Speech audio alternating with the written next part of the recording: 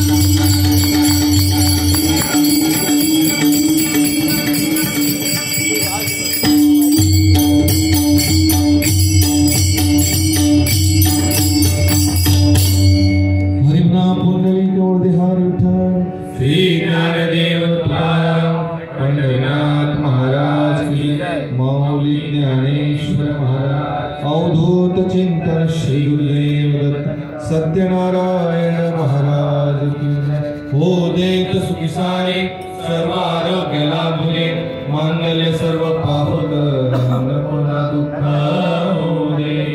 Om Shanti Shanti Shanti.